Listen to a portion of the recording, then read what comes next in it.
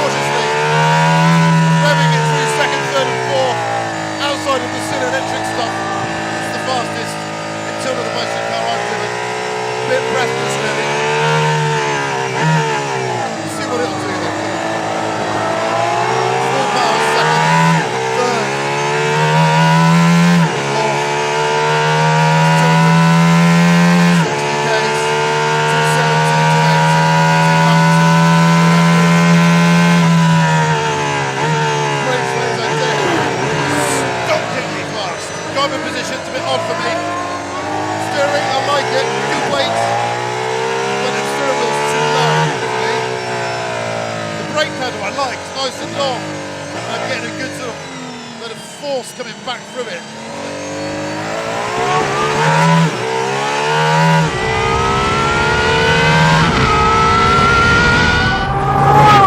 a bit overwhelming, just the amount of vibration and noise in here. Just feels like the engine's bolted to my thumb. Physical as well. I know it's got number plates, but I'm not sure I can handle this on the road for that long.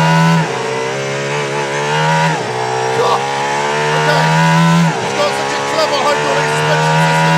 It's limiting so much of what I'm doing. I'm lacking a bit of connection. The sense of mass doesn't feel necessarily as light as I thought it would. It's an incredible machine. The world's definitely a better place for it. Is it perfect? No, it's not. Gear shift is actually quite slow. When you've got this much power, it doesn't really matter.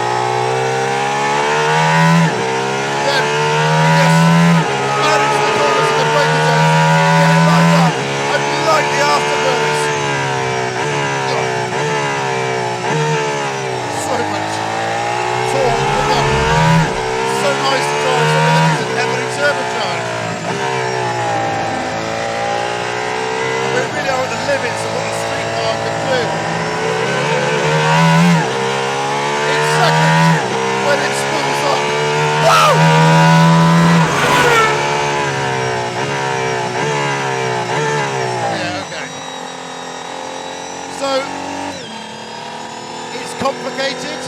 It's not as conventional feeling as I thought at times. Feels like I'm not fully connected to it, but if you try and push too hard, it gets a bit messy. You need to settle into the way it wants to go around the circuit, and then you're just in awe of what it can do with the numbers. The 1,000 horsepower, normally aspirated V12 hypercar from Aston Martin is as exciting as I'd expected. Just a remarkable engine with some clever electronics. The world is definitely a better place because this exists. And if you do end up lucky enough to own one of these, get some earplugs because it's so loud. So unsurprisingly, an Aston Martin with 1155 horsepower is a bit sprightly on track. You need the Cup 2R tyre without a doubt, in my opinion, but it's an object, isn't it? Just look at it. It's tiny. It's full of negative space. There's more holes in it than there is material. And yet look at what Aston has found room for. Cosworth's 1015 brake horsepower, 6.5 litre V12 is rigid mounted to the back of the carbon tub, which explains the noise and vibration. The transaxle gearbox sits behind that with a 140 horsepower electric motor contained within it. That has three main jobs. It torque fills for the 7-speed sequential during gear shifts, it gets the car rolling to save the clutch, and if you press the button on the steering wheel, you get a useful extra boost.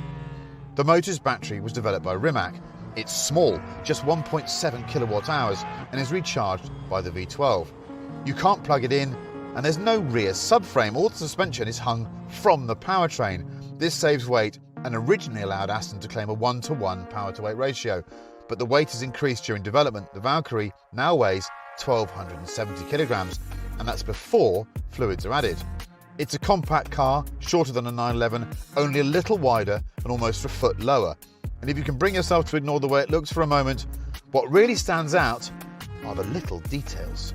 The aluminium badge on the front is 40 microns thick. That's thinner than a hair follicle. I know, ironic given what I look like. The high-level brake light at the rear has got the luminescence that's required, but actually it had to make it thicker so you could fit the EU mark on the actual lens of it. The attention to detail is, well, it's insane. In fact, even now, it's clunking and whirring and doing things. It's basically thinking. It's like a sentient being. The crazy thing is, though, I can't believe I'm saying this, you get out of this and think it's the fastest car anyone will ever drive. But there's a faster one. This is the Valkyrie AMR Pro. It's track only, and the only things it has in common with the standard car are the engine and the headlights. The hybrid system is jettisoned and everything else has changed. And it is much, much faster. To show you how much, I sent Ollie out in the regular Valkyrie and then gave chase.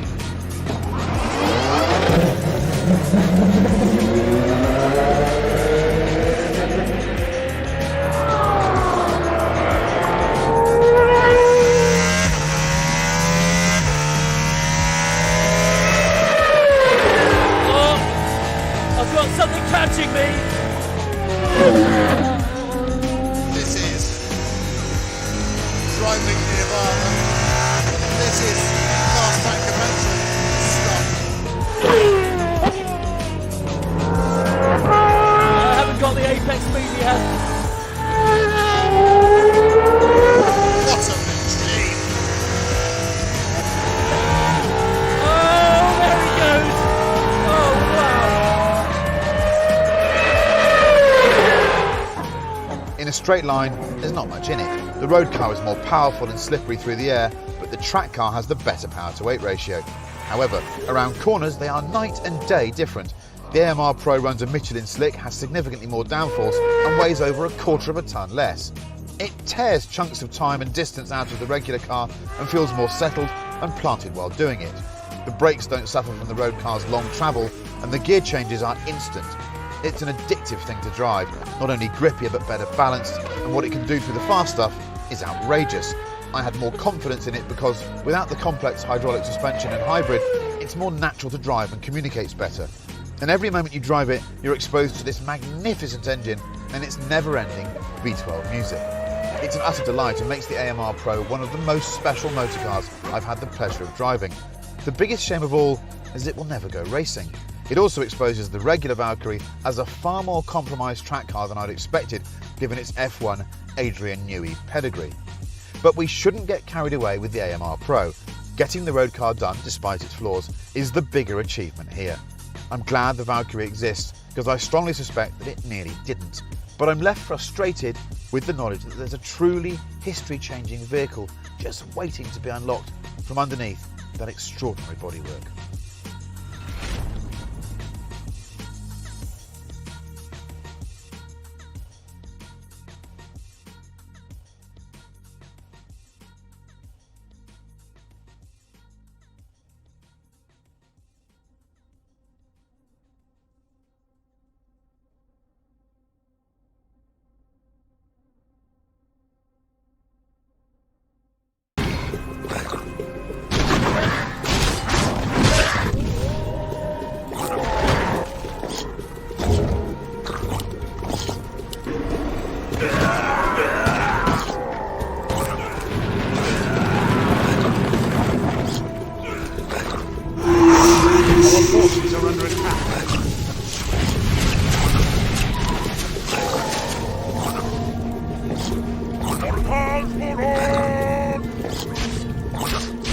Killing spree.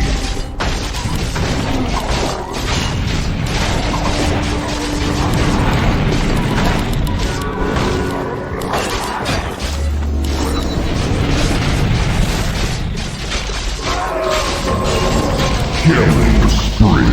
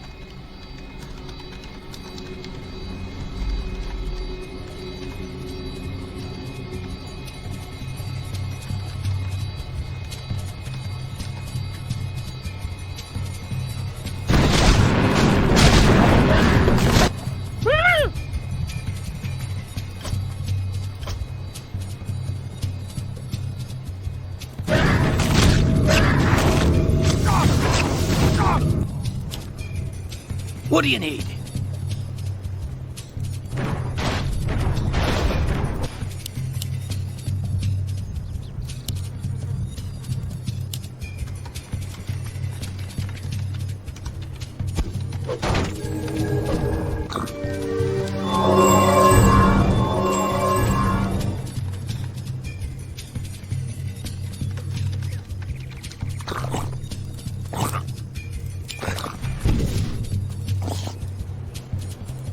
I'm your shooter.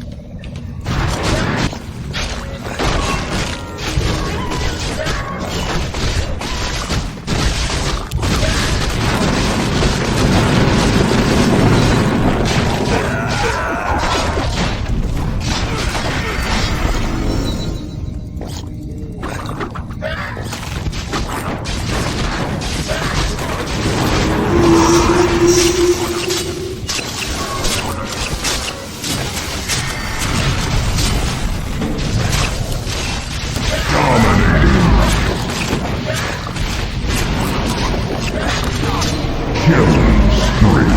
Mega kill.